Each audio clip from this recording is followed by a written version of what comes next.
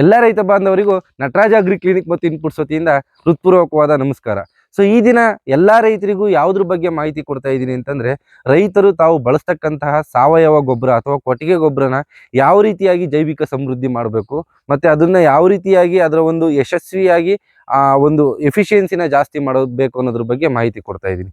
So ನಾವು ಕೇಳ್ತಾ ಇದ್ದೀವಿ, ಇತ್ತೀಚಿನ ದಿನಗಳಲ್ಲಿ ಕೊಟ್ಟಿಗೆ ಗೊಬ್ಬರ ಅಂತಕ್ಕಂಥದ್ದು ರೈತರಿಗೆ ಬಂಗಾರದಷ್ಟೇ ಒಂದು ಕಾಸ್ಟ್ಲಿ ಆಗಿರ್ತಕ್ಕಂಥ ಒಂದು ಗೊಬ್ಬರ ಆಗಿದೆ. ಸೊ ಇಂಥ ಒಂದು ಕಾಸ್ಟ್ಲಿ ಇರ್ತಕ್ಕಂಥ ಅಥವಾ ಅಮೂಲ್ಯವಾಗಿರ್ತಕ್ಕಂಥ ಒಂದು ಕೊಟ್ಟಿಗೆ ಗೊಬ್ಬರನ ರೈತರು ಮುಂಜಾಗೃತ ಕ್ರಮವಾಗಿ ಯಾವ್ಯಾವ ರೀತಿಯ ಪದ್ಧತಿಗಳನ್ನ ಅನುಸರಿಸಬೇಕು ಅನ್ನೋದ್ರ ಬಗ್ಗೆ ಮಾಹಿತಿ ಕೊಡ್ತೀನಿ. ನಾವೆಲ್ಲ ನೋಡ್ತಾ ಇರ್ತೀವಿ, ಕೊಟ್ಟಿಗೆ ಗೊಬ್ಬರನ ರೈತರು ಕೆಲವೊಂದ್ಸತಿ ಜಮೀನಿಗೆ ಏರಿಸ್ಬಿಟ್ಟು ತಿಂಗಳಾನ್ಗಟ್ಲೆ ಬಿಟ್ಟು ಅದನ್ನ ಬಿಸಿಲಿನಲ್ಲಿ ಒಣಗೋ ಥರ ಮಾಡ್ತಾ ಇರ್ತಾರೆ. ದಯವಿಟ್ಟು ಎಲ್ಲ ರೈತರುಗಳು ಕೂಡ ತಾವು ಬಳಸ್ತಕ್ಕಂಥ ಕೊಟ್ಟಿಗೆ ಗೊಬ್ಬರನ ನೆರಳಿನಲ್ಲಿ ಸಂಗ್ರಹ ಮಾಡ್ತಕ್ಕಂಥದ್ದು ಮೊದಲನೇ ಒಂದು ಮುನ್ನೆಚ್ಚರಿಕಾ ಕ್ರಮ ಅಂತ ಹೇಳೋದಕ್ಕೆ ಇಷ್ಟಪಡ್ತೀವಿ. ಎರಡನೇ ಇನ್ನೊಂದು ಏನಂದ್ರೆ, ತಾವು ಬಳಸ್ತಕ್ಕಂಥ ಕೊಟ್ಟಿಗೆ ಗೊಬ್ಬರನ ಸೊ ಗಿಡಗಳಿಗೆ ಹಾಕ್ತಕ್ಕಂಥ ಸಮಯದಲ್ಲಿ ನಾವು ನೋಡ್ತಾ ಇದೀವಿ, ಅರ್ಕಾ ಮೈಕ್ರೋಬಿಯಲ್ ಕನ್ಸಾರ್ಟಿಯಾ ಅಂತ ಕರಿತೀವಿ. ಈ ಒಂದು ಜೈವಿಕ ಗೊಬ್ಬರನ ಅಂದ್ರೆ ಇದರಲ್ಲಿ ಸಾರಜನಕ, ರಂಜಕ, ಪೊಟ್ಯಾಶ್ ಮತ್ತು ಜಿಂಕನ್ನ ಗಿಡಗಳಿಗೆ ರೂಪಕ್ಕೆ ಕನ್ವರ್ಟ್ ಮಾಡ್ತಕ್ಕಂಥ ಸೂಕ್ಷ್ಮಾಣು ಜೀವಿಗಳಿಂದ ಕೂಡಿರುತ್ತದೆ. ಸೊ ಇಂತಹ ಗೊಬ್ಬರನ ನಾವು ಏನ್ ಮಾಡ್ಬೇಕು ಅಂತಂದ್ರೆ ಇದಕ್ಕೆ ಮಿಕ್ಸ್ ಮಾಡಿ. ಸೊ ಬಳಸೋದ್ಕಿಂತ ಮುಂಚೆ ಪ್ರತಿ ಒಂದು ಲೋಡ್ ಕೊಟ್ಟಿಗೆ ಗೊಬ್ಬರಕ್ಕೆ 3 ರಿಂದ 4 kg ಈ ರೀತಿಯಾದ ಅರ್ಕಾ ಮೈಕ್ರೋಬಿಯಲ್ ಕನ್ಸಾರ್ಟಿಯಾನ ನಮ್ಮ ಕೊಟ್ಟಿಗೆ ಗೊಬ್ಬರದ ಇದ್ರ ಮೇಲೆ ಹಾಕ್ಬನ್ನಿ. ಕೊಟ್ಟಿಗೆ ಗೊಬ್ಬರದ ಮೇಲೆ ಮಿಕ್ಸ್ ಮಾಡಬೇಕು. ಸೊ ಈ ರೀತಿ ಮಿಕ್ಸ್ ಮಾಡಾದ ನಂತರ ಸಾಕು, ಕೊಡಿ ಹಾಕಿದ್ದೀನಿ. ಸೊ ಹಾಕೋದ್ಕಿಂತ ಮುಂಚೆ ಸೊ ಕಾರ್ಮಿಕರಿಗೆ ಇದನ್ನ ಸರಿಯಾದ ರೀತಿಯಲ್ಲಿ, ಸೊ ರೈತರು ಇದನ್ನ ಸರಿಯಾದ ರೀತಿಯಲ್ಲಿ ಮಿಕ್ಸ್ ಮಾಡಬೇಕು. ಮಿಕ್ಸ್ ಮಾಡಿದ ನಂತರ ಸೊ ನಾವು ಗಿಡಗಳಿಗೆ ಹಾಕೋದ್ರಿಂದ ಏನಾಗುತ್ತೆ ಅಂದರೆ, ಸೊ ನಾವು ಬಳಸ್ತಕ್ಕಂತಹ ಕೊಟ್ಟಿಗೆ ಗೊಬ್ಬರದ ಒಂದು ಎಫಿಷಿಯನ್ಸಿನ ನಾವು ಜಾಸ್ತಿ ಮಾಡ್ಬೋದು.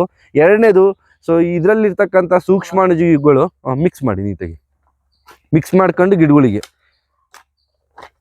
ಸೊ ಈ ರೀತಿಯಾಗಿ ನಾವು ಕೊಟ್ಟಿಗೆ ಗೊಬ್ಬರದ ಜೊತೆಗೆ ಸರಿ ಪ್ರಮಾಣದಲ್ಲಿ ನಾವು ಮಿಕ್ಸ್ ಮಾಡಿದ್ವು ಅಂತಂದರೆ, ನಾವು ಬಳಸ್ತಕ್ಕಂಥ ಕೊಟ್ಟಿಗೆ ಗೊಬ್ಬರದ ಒಂದು ಎಫಿಷಿಯನ್ಸಿ ಅಥವಾ ಶಕ್ತಿ ತುಂಬ ಜಾಸ್ತಿ ಆಗೋದ್ರ ಜೊತೆಗೆ ಭೂಮಿನಲ್ಲೂ ಸಾಕಷ್ಟು ನಮಗೆ ಪೋಷಕಾಂಶಗಳು ಇರುತ್ತೆ, ಅದು ಗಿಡಗಳಿಗೆ ದೊರೆಯ ರೂಪದಲ್ಲಿ ಇರೋದಿಲ್ಲ.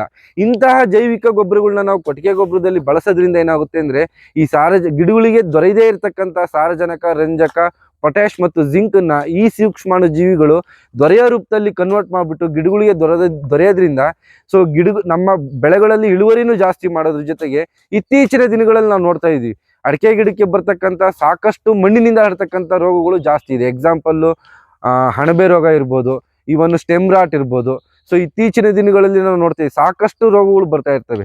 ಸೊ ಈ ರೀತಿಯಾದ ನಾವು ಸೂಕ್ಷ್ಮಾಣು ಜೀವಿಗಳನ್ನ ನಾವು ಜೈವಿಕ ಗೊಬ್ಬರದ ಜೊತೆಗೆ ಎನ್ರಿಚ್ ಮಾಡಿ ಹಾಕಿದ್ವು ಅಂತಂದ್ರೆ, ಗಿಡಗಳಲ್ಲಿ ರೋಗ ಮತ್ತು ಕೀಟ ಸಹಿಷ್ಣುತೆ ಶಕ್ತಿನ ನಾವು ವೃದ್ಧಿ ಮಾಡೋದ್ರ ಜೊತೆಗೆ ಮಣ್ಣಿನ ಒಂದು ಭೌತಿಕ ಗುಣಲಕ್ಷಣನೂ ಕೂಡ ಜಾಸ್ತಿ ಮಾಡ್ಬೋದು. ಸೊ ನಾವು ನೋಡ್ತಾ ಇದ್ದೀವಿ. ಸೊ ಇದು ಅರ್ಕಾ ಮೈಕ್ರೋಬಿಯಲ್ ಕನ್ಸಾರ್ಟಿಯಾ ಅನ್ನೋದು ನಮ್ಮ IIHR Indian institute of horticulture ರಿಸರ್ಚಲ್ಲೂ ಸಿಗುತ್ತೆ.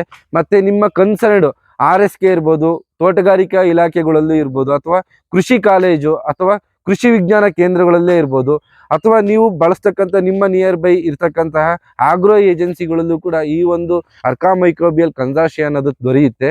ಸೊ ಈ ರೀತಿಯಾದ ಒಂದು ಜೈವಿಕ ಗೊಬ್ಬರಗಳನ್ನ ನೀವು ಬಳಸ್ತಕ್ಕಂಥ ಕೊಟ್ಟಿಗೆ ಗೊಬ್ಬರದಲ್ಲಿ ಮಿಕ್ಸ್ ಮಾಡಿ ಹಾಕೋದ್ರಿಂದ ನಿಮ್ಮ ಕೊಟ್ಟಿಗೆ ಗೊಬ್ಬರದ ಒಂದು ವೃದ್ಧಿ ತುಂಬ ಚೆನ್ನಾಗಾಗಿ ನಿಮ್ಮ ಗಿಡಗಳಲ್ಲಿಯೂ ಕೂಡ ಇಳುವರಿನ ನೀವು ಯಥೇಚ್ಛವಾಗಿ ಕಾಪಾಡ್ಬೋದು ಅಂತಕ್ಕಂಥ ಮಾತನ್ನ ಹೇಳೋದಕ್ಕೆ ಇಷ್ಟಪಡ್ತೀನಿ. ನಮಸ್ಕಾರ. ಸ್ಟಾರ್ಟ್.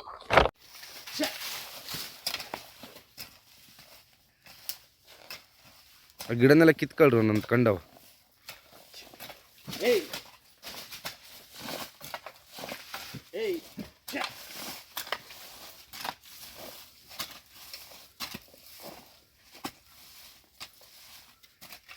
ಸೊ ಈ ರೀತಿಯಾಗಿ ಸಂಪೂರ್ಣವಾಗಿ ಹಾಕಿರ್ತಕ್ಕಂಥ ಕೊಟ್ಟಿಗೆ ಗೊಬ್ಬರನ ಮಣ್ಣಿನಲ್ಲಿ ಮುಚ್ಚಬೇಕು.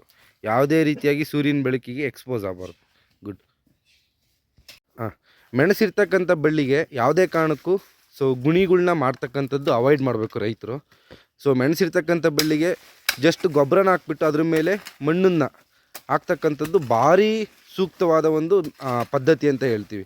ಸೊ ಗುಣಿ ಮಾಡೋದ್ರಿಂದ ನೀರು ನಿಲ್ತಕ್ಕಂಥ ಚಾನ್ಸಸ್ ಜಾಸ್ತಿ ಇರುತ್ತೆ. ಎರಡನೇದು ವಿಲ್ಟ್ ಬರ್ತಕ್ಕಂಥ ಚಾನ್ಸಸ್ಸು ಜಾಸ್ತಿ ಇರುತ್ತೆ.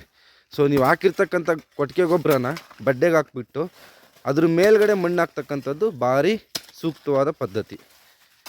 ಫುಲ್ ಕವರ್ ಆಗಲಿ ಮಣ್ಣು.